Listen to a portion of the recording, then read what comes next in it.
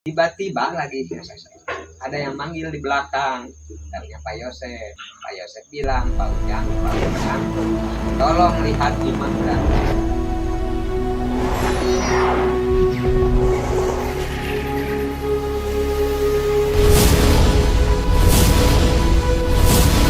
Halo sobat-sobat semua, sobat Kang Endang. Jumpa lagi di Endang Supriyadi Channel. Nah, di sini saya bertemu dengan salah seorang saksi kejadian pembunuhan di Kampung Cisirti, Desa Jalan Cagak, Kabupaten Subang, Provinsi Jawa Barat, tepatnya pada tanggal 18 Agustus tahun 2021.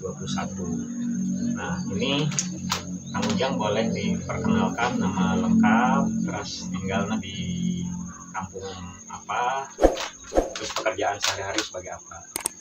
Nami asli Suparman. Upami panggilan mah Ujang Jahri menyebutna. Nah, linggih di Kampung Cisirti, RT 18, RW 3, Desa Jalan Cagak, Kabupaten Subang. Terus pekerjaan sehari-hari Bapak? Pekerjaan sehari-hari di Bina Marga, bagian pemeliharaan jalan. Gitu. Nah ini Pak, jadi saya kan ingin mencoba menelisik tentang hebohnya kasus pembunuhan di Kampung Cisirti ini, dan itu yang tepatnya terjadi pada tanggal 18 Agustus tahun 2021 gitu kan.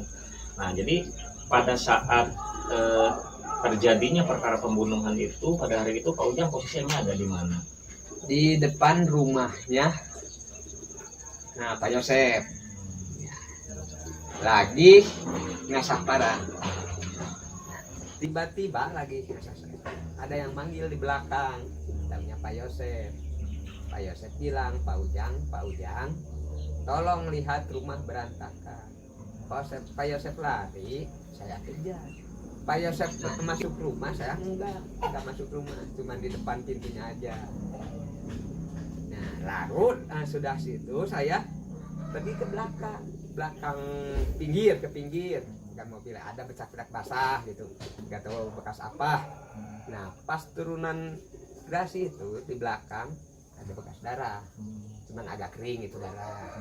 Lalu saya lihat ke pintu belakang udah terbuka. Nah, di depan pintu belakang banyak darah, kelihatan banyak darah. Saya panik, malah bilang astagfirullahaladzim kata saya. Lalu saya bilang sama Pak Yosef, Pak, saya mau lapor sama Pak RT. Kata Pak Yosef bilang di dalam. Ya, Pak Yosef lari. Pak Yosef masuk rumah, saya enggak masuk. Bilang sama Pak RT. Di depan kebetulan Pak RT itu ada di jalan lagi ya. Nah, lalu sudah situ saya pergi ke belakang ke pinggir. Kan mobil ada becak-becak basah, nggak tahu bekas apa. Nah, pas turunan gerasi itu di belakang bekas darah, lalu agak kering gitu darah. Lalu saya lihat ke pintu belakang udah terbuka. Nah, artinya ketika Pak Ujang ya, jadi sempat bertatap muka enggak, langsung dia sambil dengan tangan lihat rumah saya. Dia lari, otomatis saya juga ikut lari. Nah, Pak Yosef lari kemana pada Ke saat rumah itu? Langsung masuk Ke belakang atau masuk jalan depan? Jalan depan. Masuk jalan depan. Ya. Nah, lalu Pak Ujang di depan rumah nggak masuk, lihat gitu aja udah dia berantakan di rumah. Lalu pergi ke pinggir gerasi, ke gerasi sebelah kiri lah. Kalau sudah kiri lihat genangan air, nggak tahu bekas apa, saya belum tahu kan.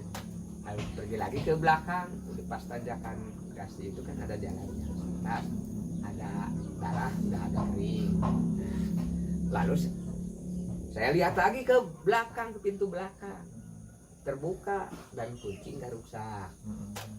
Lihat banyak darah, saya bilang astagfirullahaladzim. Lalu saya bicara. Nah, posisi Pak Ujang bicara mau ke Pak RT itu di belakang rumah atau di depan? Pinggir Pak. Oh, di pinggir. Pinggir Tapi nggak melihat Pak Yosef keberadaannya di dalam itu, nggak melihat sosok orangnya ada di dalam? Nggak ada. Cuman Pak Ujang itu suaranya aja. bentuknya teriak gitu ya, teriak. seperti apa teriak Pak Ujang? Ya siap. Saya Ngomongnya seperti Pak, apa? saya mau lapor sama Pak RT. Gitu. Iya.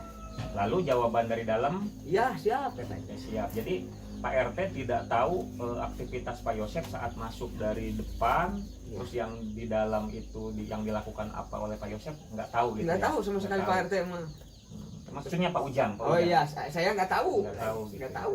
Jadi dari sejak Pak Ujang itu disuruh melihat, tapi Pak Ujang tidak melihat, hanya lewat pinggir. Iya. Nah kemudian setelah melihat apa namanya ada bercak darah yang kering di belakang, Ya. gitu kan, lalu sikap Pak Ujang seperti apa?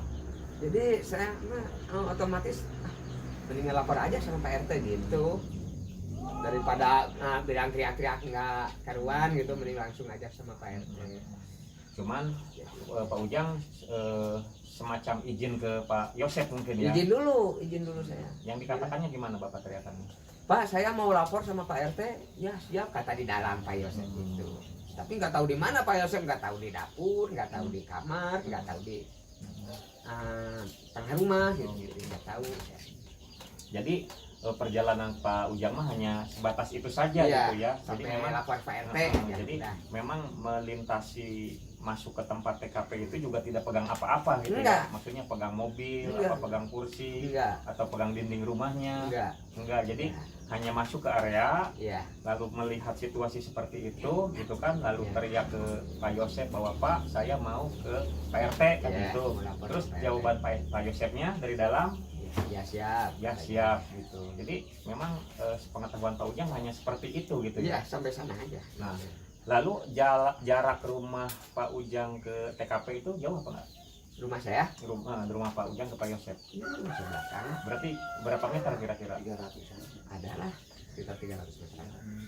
Jadi kalau sebelumnya Pak Ujang apakah mendengar sesuatu yang sifatnya sebelum gitu ya, sebelum Iya, iya. ke tempat itu, apa di malam harinya, apakah menjelang subuhnya gitu, apakah pernah mendengar ada suatu kegaduhan atau kecurigaan apa di lokasi tempat Pak Yosep itu?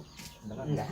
Nggak ada. Nggak ada. Jadi mengetahui adanya kejadian itu saat Sesudah masa parang, Iya. setelah ada kejadian itu pun kedatangan Pak Yosef. Pak Yosep yang seolah-olah minta tolong ke Oh, Pak Ujang Iya. gitu. Nah sekarang Kang Undang kan ingin supaya tiap saksi itu clear memberikan keterangan yang jelas dan sebenarnya. Iya. Nah sekarang saya ingin bertanya kepada Pak Ujang selaku warga masyarakat Ciseti, harapannya apa nih terhadap kasus yang sedang ditangani oleh pihak kepolisian ini? Mudah-mudahan aja cepat terungkap pelakunya. Ya, kita berdoa Iya. bersama masyarakat Ciseti, khususnya juga Kabupaten Subang, termasuk Kang Endang juga selain berdoa juga ikut pertama prihatin dan berbelasungkawa kepada pihak keluarga besar korban. Semoga diberikan ketabahan, juga almarhumah ini ditempatkan di tempat yang layak oleh Allah Subhanahu wa Ta'ala. Nah begitu Kang Ujang ya, terima kasih atas waktu yang telah diberikan ke Kang Undang. Semoga Kang Ujang juga diberi ketenangan dan kesehatan. Oke teman-teman semua, demikian wawancara saya dengan Kang Ujang yang kebetulan pada saat hari pembunuhan itu berada di lokasi tempat kejadian perkara. Assalamualaikum warahmatullahi wabarakatuh.